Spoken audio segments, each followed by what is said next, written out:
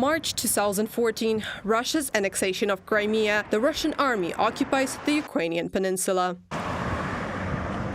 and begins military operations in the Luhansk and Donetsk regions. The National Security and Defense Council of Ukraine introduces an anti-terroristic operation regime in these territories. The world reacts to the military aggression against Ukraine. Russia is excluded from the G8. EU countries Australia, Georgia, the USA, Canada and others impose sanctions against individuals and legal entities from the Federation. Banks, defense industry, port and aviation infrastructure, oil and gas production companies.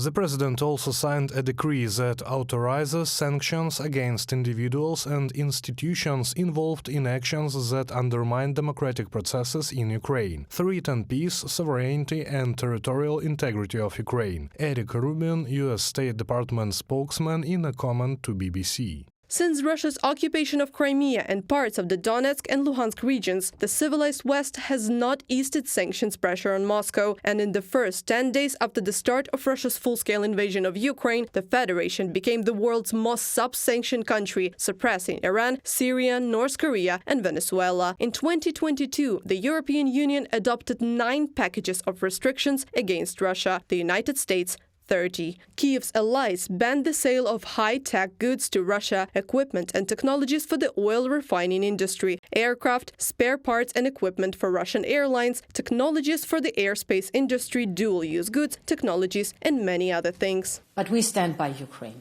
and we will make Russia pay for its cruelty. We can't let Putin win. It's in our overwhelming national interest and international interest of all our friends.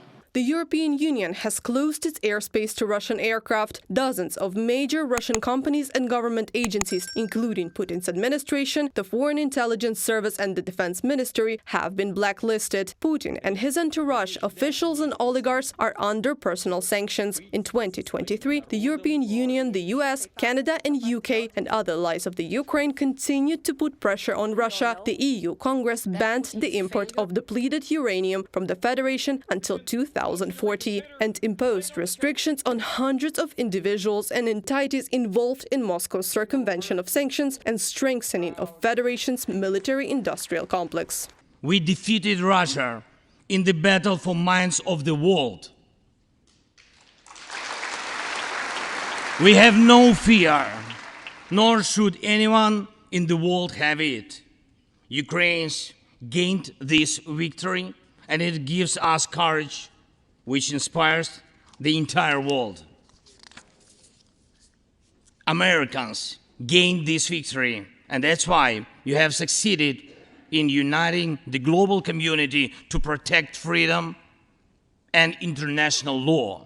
Moscow was deprived of legal access to technologies and goods that can be used in the military-industrial complex. And in the 11th package, Brussels even banned the transit through the territory of the Federation of a number of goods that can be used for military needs, aviation or space industry, as well as aviation and rocket fuel. The sanctions against the Russian energy sector have become one of the most painful. Reported by Anastasia Tarnavska, Larisa Zubenko, UATV News.